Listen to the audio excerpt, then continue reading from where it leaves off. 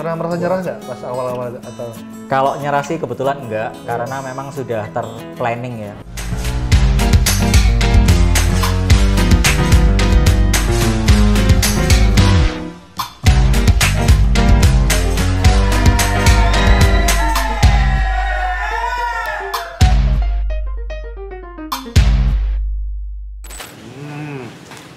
Enak banget ini keripik brownies brown chip. Yuk kita lihat ke tempat tokonya atau produksinya yuk.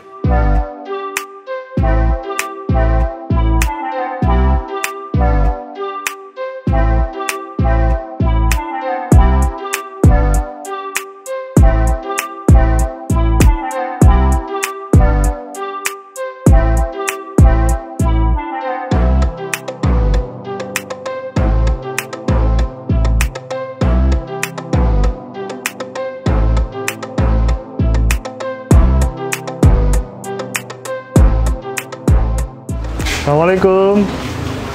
Waalaikumsalam. Oh iya. Mas Mega ya? Iya silakan. Sehat Mas. Gimana kabarnya Mas? Baik. Wah ini saya bisa nyoba ini tadi beli di salah satu supermarket. Wah enak ya rasanya. Oh ya terima kasih. Boleh lihat produksinya? Oh boleh. Kebetulan kita produksinya kan tiap hari. Iya. Jadi ya bisa dilihat produksinya. Mungkin lihat berapa jenis nih apa? Jenisnya brown chip ya Mas? Oke, boleh silakan. Ya, makasih Mas Mega. Ya silakan Mas. Oh ini produksinya Mas Mega. Ya di sini. Awal mulanya dari mulai mana Mas Mega? Nah ini dari sini. Oh di mixer ini ya? Ya, jadi bahan baku kita mixer di sini kayak telur, gula dan bahan-bahan lain di mixer sampai rata. Kemudian akan dipindahkan ke loyang di sebelah sana. Jadi kita kan bentuknya browniesnya tipis kering ya Mas. Jadi itu kudu manual satu-satu ditipiskan dalam tiap loyangnya. Kemudian dikasih topping sama dipanggang sampai kering. Kalau satu gini ini dapat berapa loyang ya? Kalau satu kocokan ini biasanya dapat kalau piecesnya dapat 150 Mas. 150 piece ya? Iya 150 bungkus. Oke. Betul seperti ini ya? Iya. Baru ke sini ya? Iya ke sini. Ini bahannya coklatnya nih, bukan? Ini hasil yang sudah dikocok, nunggu ditaruh loyang. Oh iya. Ini berapa lama dikeringkan dari? Kalau dikeringkan di ovennya kira-kira sekitar 30 menitan. Oh nggak terlalu lama ya? Iya. Kita di sini satu hari bisa ngocok 15 sampai 18 kali kocokan. Bisa hampir 2.000 3.000 ini ya piece ya? Iya 2.700-an kalau maksimalnya. Kalau boleh tahu tenaga kerja berapa orang di sini yang? Kalau totalnya di sini 18. 18 ya? Iya. Untuk yang produksi sendiri? Kalau produksinya 15. Shift-shiftan gitu? Masih satu shift ini. Awalnya dulu ovennya nggak segede ini yang kecil. Iya. Tapi ternyata kapasitasnya kurang, jadi ditambah oven yang besar. Satu oven satu kali masuk adonan putaran tadi ya? Iya betul. Satu kali masuk ini 32 loyang gini. Oke. 30 menit ini ya?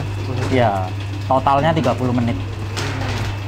Karena dia kalau nggak kering sempurna itu ntar jatuhnya di kemasannya melempem. Kita bisa lihat untuk packagingnya Pak? Oh bisa, untuk proses packingnya ya? Iya, ini ada berapa menu? Ada berapa macam? Di sini ada 4 varian. Iya. Choco chips, keju, kacang sama green tea. Oh yang bestsellernya ini? Produknya sama tapi beda toppingnya. Oke. Bestsellernya kalau di sini choco chip sama keju. Iya. Tadi toppingnya tetap warnanya coklat semua gitu ya? Ininya ya, di produksi awalnya? Kecuali yang green tea yang hijau, beda adonan. Kita ke tempat packingnya Mbak. Boleh, makasih ya Pak Mega. Untuk oven ini nggak kepake ya, oven kedua ini ya? Belum jadi ini sebenarnya ada apa? Ovennya pertamanya yang ini, karena setelah ganti jadi yang itu. Nanti kalau misalkan diperlukan kapasitas tambahan, ini masih bisa dipakai. Satu-satu ke packaging seperti ini. Berapa gram satu ini? Netonya 60 gram. 60 gram ya. Iya. Nah, setelah dimasukkan di sini baru diproses sealer seperti ini. Ini jadi sealernya ini khusus juga Mas Fadi. Kan dia gembung ya. Yang disemburkan ke dalamnya itu bukan angin biasa tapi gas nitrogen. Supaya yang pertama biar lebih apa ya, kualitasnya nggak gampang tengi atau melempem. Kemudian yang kedua untuk biar menarik, biar gembung aja. Ya, untuk aman tahan dari benturan dan goncangan aja. Untuk jalur distribusinya sudah kemana aja nih berarti? Oke, Kalau distribusinya ini kita pola penjualannya kita menggunakan sistem keagenan atau reseller. Jadi teman-teman reseller agen itu mengambil produk dari sini untuk dijual kembali. Yang pertama itu kalau resellernya sudah banyak di kota-kota besar seluruh Indonesia, juga sudah bisa ditemui. Biasanya mereka aktif di sosial medianya masing-masing, misalkan Brown Chips Jakarta, Brown Chips Malang, Brown Chips Bandung, dan yang lain-lain. Cukup udah menyebar ya? Ya, terus yang kedua, kalau di area Jawa Timur sendiri, kita sudah mulai masuk ke jaringan modern market, kayak Mart-Mart gitu, Indomaret, Alfamidi. Lalu yang ketiga juga ada di jaringan toko-toko oleh-oleh kalau di Surabaya. Itu ada kontrol QC-nya nggak dari mereka? Oh, harus yang bisa masuk untuk di market-market tadi itu? Modern market atau toko-toko offline itu biasanya punya standar yang bisa masuk itu produk-produk yang diterima pasar. Karena raknya kan terbatas dan dibagi-bagi ya.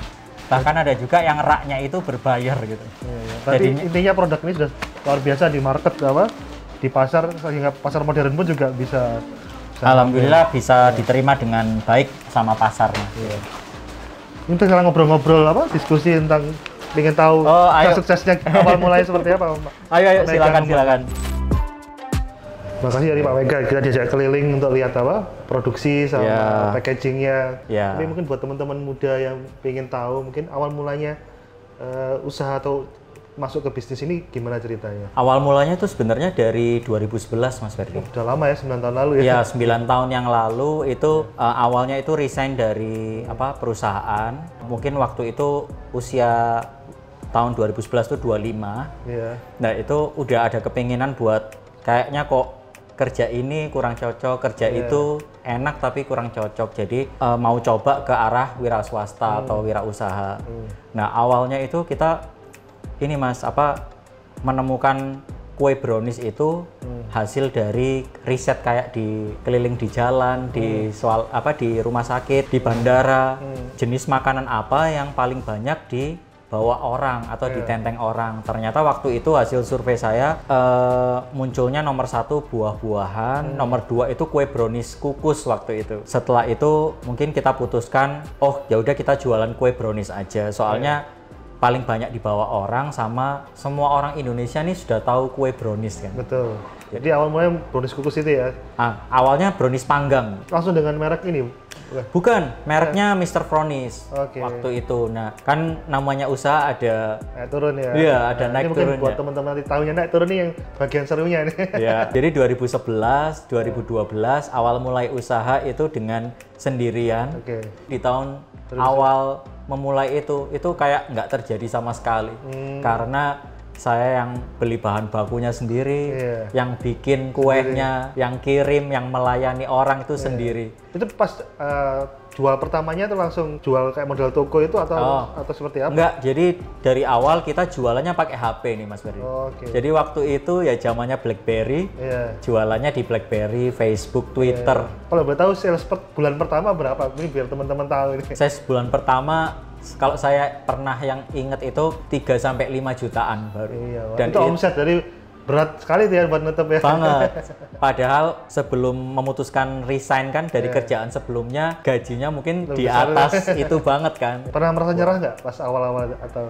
Kalau nyerah sih kebetulan enggak, karena memang sudah terplanning ya. Jadi mindsetnya waktu itu saya pribadi memutuskan untuk jualan atau dagang lah, bisnis gitu. Jadi belum ada kepikiran buat nanti kalau gagal ntar balik lagi ke kerja lagi atau kayak gimana, masih belum. Jadi mau nggak mau kudu dijalani gitu. Pembelajaran dari bulan pertama atau bulan-bulan berikutnya itu akhirnya apa yang dipelajari? Kenapa penjualannya nggak bisa tinggi itu? Kalau dari orang bekerja kan kebiasa menganalisa ya. Apalagi kerjaan sebelumnya itu di bidang sales. Waktu itu yang saya analisa mungkin yang pertama kurang promosi, sama ini kualitas produknya belum konsisten. Berarti terkait packaging, rasa juga. Betul, packaging, rasa, terus kemudian yang paling penting sih ini menjualnya atau memperkenalkan produk ini ke calon customer sehingga mereka mau beli. Itu tantangannya sih yang paling banyak belajar sebenarnya bukan di awal-awal aja, sampai sekarang pun itu juga jadi tantangan ya. Tantangan. Penjualan mulai naik pas strategi promosinya seperti apa? Strategi apa? Penjualannya mulai naik itu menurut saya itu tergantung dengan aktivitas yang kita lakukan setiap hari atau setiap bulannya. Pokoknya kita melakukan aja aktivitasnya, yaitu mungkin kalau di kita paling gampangnya dan paling gratisnya, postingnya wajib tiap hari, posting sosial medianya wajib tiap hari dan konsisten. Itu ya, jadi poinnya promosinya harus konsisten tiap hari itu ya? Harus konsisten. Pasti kan kalau promosi naik, produksi juga naik ya? Betul. Dampak ke produksinya setelah kerja awalnya sendiri terus menambah jumlah pegawai atau seperti apa? Setelah beberapa bulan setelah buka itu, jadi memang yang digencarkan kan penjualannya dulu, bener. Setelah penjualannya naik, nah itu ternyata produksinya udah nggak bisa sendirian kan. Nah dari situ mulai nambah tuh 1-2 orang yang masuk untuk membantu kita di produksi. Terus ini Fronish terus pindah ke Brown Chip gimana ceritanya? Oke. Sebenarnya ini nggak pindah, Mas Ferdi. Masih ada ya produknya? Sebenarnya kalau Mr. Fronish itu apanya ya, kayak nama perusahaannya. Kalau Brown Chips ini adalah nama produknya atau variannya gitu. Nah, jadi gini, 2011, 2012 omsetnya tuh cenderung naik. Naik terus ya. Terus kemudian 2014, 2015 cenderung stagnan dan lama-kelamaan turun terjun bebas. Itu pernah dianalisa gara-gara apa kok bisa turun? Waktu itu yang kita analisa mungkin ada beberapa. Analisanya itu bukan dari kami, tapi kita langsung tanya market research ke customer kita. Yang pertama, oh Mas Mega browniesnya kalah sama merek lain yang lebih murah, lebih gede, ada packagingnya yang lebih bagus, dan kalau perlu brownies tinggal keluar rumah aja. Yang kedua, kuenya browniesnya Mas Mega Mr. Fronish ini terlalu manis. Yang ketiga, ini Mas, kue browniesnya Mas Mega tidak tahan lama. Dan itu pasti misalnya kan berat ya, karena harga tuh pasti mengurangi cost itu juga nggak mudah kan. Betul. Terus yang kedua juga rasa tuh ngubah juga butuh effort untuk apa? Butuh waktu untuk mengubah. Nah, terus gimana kalau sampai kepikiran jadi Brown Chip? Menggali dari market research dari customer itu tadi, berarti kita perlu perbaikan usaha kita. Yang pertama produknya. Jadi katanya tadi kan terlalu manis. Jadi kita bikin yang nggak terlalu manis. Hasil market research-nya tadi tidak tahan lama. Jadi kita PR-nya membuat kue brownies yang nggak manis dan bisa tahan lama. Nah akhirnya bisa ditemukan formula yang bisa tahan 12 bulan nih Mas Ferdi. Itu butuh berapa lama melakukan riset? Risetnya sambil jalan sambil jalan, tapi kalau mau di total sekitar hampir 1 tahun sih Mas. Terus kemudian tentang ini packaging, katanya tadi kalah juga kan. Oh berarti packagingnya itu perlu packaging yang sesuai dengan produknya dan target marketnya. Akhirnya didapatkan desain dan bahan packaging yang seperti sekarang. Istilahnya simpel, terus desainnya juga anak-anak zaman sekarang banget ya. Bener, sesuai dengan target marketnya. Kalau Brown Chips kan target marketnya anak-anak muda nih Mas, 20-30 tahun. Ini juga saya ngobrol sama Mas Aswin juga, anaknya juga suka, berarti anak-anak kecil juga ini juga marketnya juga baru itu bisa jadi apa? Packaging yang lebih unik lagi nanti ke depannya buat anak-anak ya. Bener kan? Lebih light, lebih tipis, lebih kecil. Bener. Terus yang menarik ini kan juga skalanya sudah menengah ya. Pasti akan dikembangkan lebih besar lagi. Ada impian nggak, seperti apa harapan? Kita pengennya si usaha Brown Chips ini kita memang sudah merancang, menyiapkan juga untuk bisa naik 2 kali lipat nih Mas Ferdi. Produksinya ya? Produksinya sama penjualannya di tahun depan nih. Iya, berarti ada 2 strategi itu ya, penjualan sama di resellernya mungkin ya? Betul. Plus sama produksinya ya. Itu gimana ngembangkannya? Apakah ada ngajukan di pihak lembaga keuangan atau memang dari dana sendiri seperti apa? Untuk plannya yang di tahun depan ini kita masih basisnya kalau untuk pendanaan masih memakai dari laba yang kita peroleh tiap hari, jadi organik banget labanya berapa kita simpan dan kita putar. Itu lagi jadi mungkin jadi pinter-pinter saving uangnya, jadi biar untuk investasi di tahun depan itu pakai uang yang kita punya. Terus yang pasti kan tadi kalau beli alat mungkin mudah ya, tapi untuk people itu kan dengan mungkin nambah orang nggak mesti menambah outputnya. Itu gimana untuk menjaga quality control dengan harapan akan 2 kali lipat ya di tahun depan? Kami di sini paling enggak tahu untuk kapasitas sekian yang mau kita bikin itu membutuhkan orang berapa, waktunya berapa, sesuai standar SOP yang kita bentuk dari pengalaman aja Mas. Jadi kalau misalkan kapasitasnya mau nambah sekian, orangnya minimal perlu sekian gitu. Yang pasti ini kan banyak anak-anak muda yang bikin kayak Mas Mega atau Mega ini apa, atau mungkin bisa sharing itu gimana mulainya. Yang jelas buat teman-teman muda yang di luar sana yang mempunyai keinginan buat usaha, itu yang pertama itu dijalankan dulu aja, digali dulu passionnya.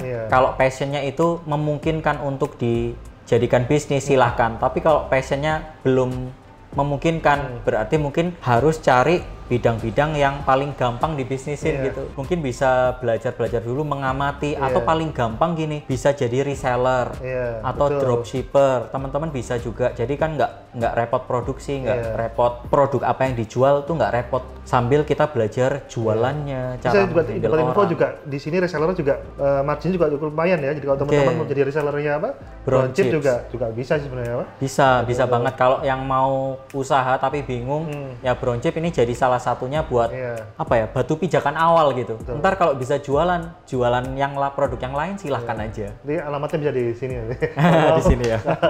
Terus yang nggak mudah ini kan Mas Mega atau ini kan kok bisa konsisten, bisa bertahan cukup lama ya. Saya lihat tadi awal mulanya sempat struggle di beberapa bulan awal. Nah, itu tipsnya apa buat teman-teman yang mungkin juga dari dana nggak begitu banyak, tapi dia juga harus ada titik-titik kapan dia harus tetap jalan, kapan dia harus berhenti. Itu mungkin bisa sharing nggak? Kenapa yang bisa bertahan cukup lama itu mungkin didasarkan dari niatnya dulu awalnya Mas. Kalau kita sudah suka di dunia yang kita geluti, insya Allah itu bisa long lasting atau bisa panjang gitu, daripada mungkin cuman ikut-ikutan tren aja atau mungkin cuman ngikuti bisnis yang laku sesaat, mungkin nggak bisa lama gitu. Tapi yang jelas nomor satu, kita mencintai dulu apa yang kita kerjakan. Terus yang menarik kan pasti di awal semua untuk bisnis perlu dana ya. Pas awal pertama kali apa ada bantuan mungkin dari orang tua atau keluarga? Kita mulai bisnis kan mulai dari saya resign dari kerjaan ya. Nah dari resign kerjaan itu kita kumpulkan sisa gajinya itu yang kita pakai buat modal awal usaha gitu. Jadinya semuanya mungkin murni pakai dana pribadi ya. Mungkin belum ada investasi dari investor atau pihak-pihak seperti perbankan, mungkin awalnya enggak, dan alhamdulillahnya sampai sekarang juga belum sih. Jadi dari keuntungan itu kita puter-puter. Ini mungkin tips sama Pak Mega, kan tadi disampaikan bahwa di tahun depan menggunakan dana sendiri ya. Kalau dibandingkan dengan perbankan rata-rata kan jangka waktu 3 tahun. Ya, berarti kalau ini posisinya dana sendiri itu bisa dioptimalkan, itu bisa 3 kali lebih besar kalau digunakan bank. Tapi pasti ada margin yang digunakan untuk pembayaran. Tapi itu akan bisa meningkatkan volume yang awalnya targetnya 100%, mungkin bisa di 400% ya. Karena gitu ya. Jumlah size-nya tinggal kuncinya mungkin menjaga sustainability dari keuntungannya di tiap bulannya. Itu mungkin tips karena saya lihat secara bisnis sudah cukup bagus, proses bisnisnya sudah baik distribusinya, sudah resellernya kurang lebih 1.500 tadi ya, yang seluruh Indonesia juga sudah cukup besar. Terus untuk produksinya juga saya lihat ada QC-nya yang terjaga, sehingga kuncinya tinggal meningkatkan volume penjualan, terus produksi. Nah itu pasti butuh modal. Kalau mungkin dengan dana kas sendiri hanya bisa 100% naik, mungkin kalau di perbankan bisa sampai 300-400%, karena pembayarannya kan kalau dibagi 3 tahun hanya 30% dari arus kasnya. Arus kasnya Mas Mega sendiri. Itu mungkin tips untuk referensi ya. Baik. Untuk biar lebih bisa besar, dan harapannya nanti jadi produk lokal Jawa Timur maupun Surabaya yang bisa dibanggakan. Jadi saya orang Jawa Timur juga bangga ini punya produk lokal dropship ini yang asli dari Surabaya, dan size bisnisnya sudah masuk di pasar-pasar modern. Lagi terima kasih Mas Mega atas waktunya. Sama-sama. Mungkin kapan bisa diskusi lagi tentang UMKM untuk pengembangan buat teman-teman yang muda-muda ini yang nonton, jadi semangat untuk memulai usahanya dan konsisten dan bisa evaluasi terus. Di kuncinya juga saya lihat ada harus konsisten, produk dievaluasi, dan tadi meningkatkan di 2 hal tadi, di produksinya sama di penjualannya yang terus dievaluasi. Semoga tambah sukses. Amin, amin. Semoga thank you. harapannya tahun depan bisa naik 100%, 200%, atau 300% amin, jadi tercapai. Amin. Nanti kita lihat di tahun-tahun ke depan, dan semoga juga ada varian-varian buat anak-anak mungkin yang lebih unik, yang lebih kecil atau yang bisa orang anak kecil lihat udah langsung catchy, oh ini produk ini bisa. Oke, siap. Amin, terima kasih. amin. Wassalamualaikum warahmatullahi wabarakatuh. Terima kasih. Jangan lupa subscribe. Ayah Pak Project.